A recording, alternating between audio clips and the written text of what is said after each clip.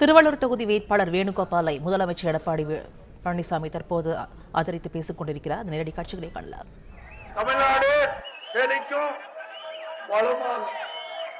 மத்தியில ஒரு உறுதியான திறமையான பாரத பிரதமர்,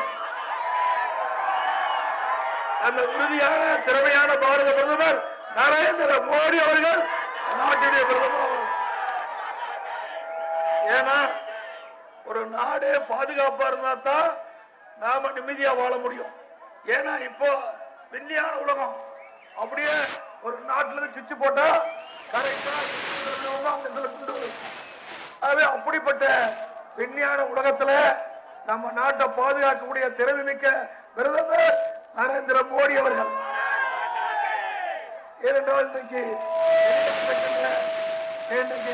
பல்வேறு வெளிநாட்டில் இருக்கின்ற தலைவர்களை எல்லாம் சந்தித்து ஒரு பலம் பொருந்திய இந்தியாவை உருவாக்க பாடுபட்டுக் கொண்டிருக்கின்ற மாண்புமிகு பிரதமர் அவர்கள் மீண்டும் நாட்டுடைய பிரதமர் அவர்களுக்கு வாக்களிப்பு இரட்டலை இரட்டலை இரட்டலை.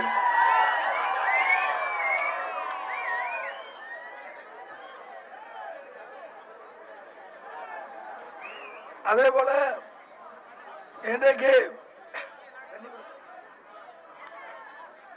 திராவிட முன்னேற்ற கழகத்தின் சார்பாக தேர்தல் அறிக்கை வெளியிட்டிருக்கிறாங்க.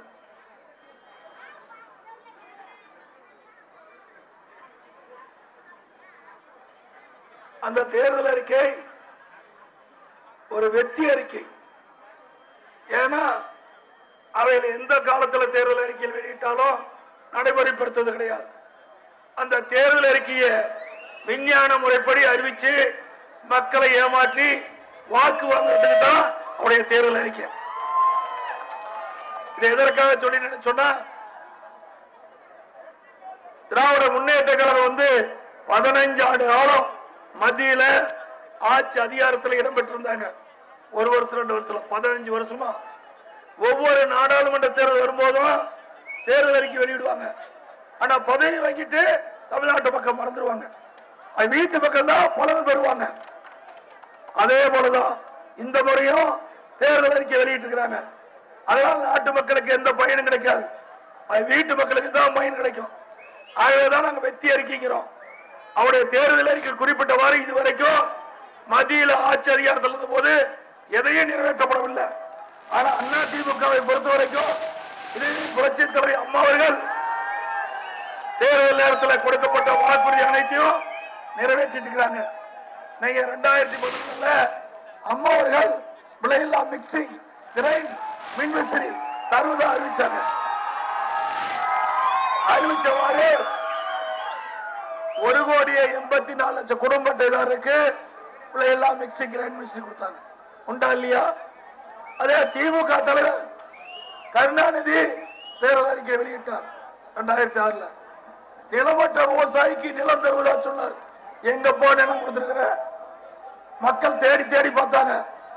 அந்த இடுகாட்டு நிலத்தை கூட திமுக பட்டா போட்டுக்கிட்டான். அதுதான் நான் நாடு கண்ட பலன். எந்த வாக்குறுதியும் நிறைவேற்றப்படல. அதே போல அம்மா அவர்கள் 2011 கொடுக்கப்பட்ட வாக்குறுதி எல்லா குழந்தைகளுக்கும் பள்ளியில படிக்கின்ற குழந்தைகளுக்கு காலணி கொடுப்பதாக சொன்னாங்க. அதையும் கொடுக்கிறாங்க. சீருடை சொன்னாங்க. அதையும் கொடுக்கிறாங்க. விலையில்லா புத்தகம் நோட்டு பை எல்லாமே அம்மா கொடுப்பதா சொன்னாங்க. கொடுத்துட்டு இருக்கிறோம்.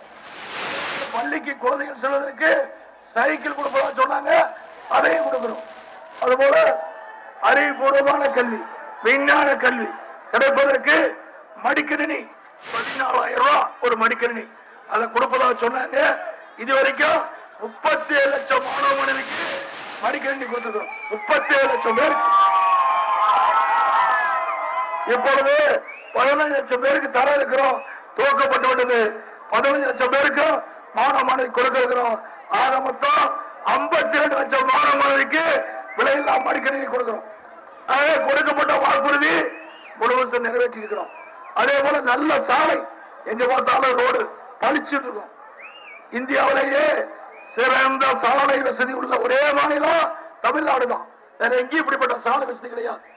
அதே போல இன்னைக்கு நீர் மேலாண்மை திட்டம் அந்த நீர் மேலாண்மை திட்டத்தின் மூலமாக குடிமராமத்து திட்டம், ஏரி குளங்கள் ஆழப்படுத்துறது, வண்டல் அள்ளி விவசாயிகள் இலவசம் வச்சுக்கலாம், அந்த திட்டத்தை கொண்டு வந்திருக்கிறோம்.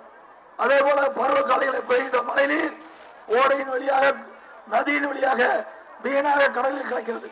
அது வீணா போற நீரையெல்லாம் தடுப்பணை கட்டி தேக்கி நிறுத்தி நிலத்தடி நீரை உயர்த்தி விவசாயத்துக்கு தேவை நீர், குடிப்பதற்கு தேவை நீர், அதையும் 1000 கோடி ரூபாயில திட்டத்தை நடைமுறைப்படுத்தி இருக்கிறோம்.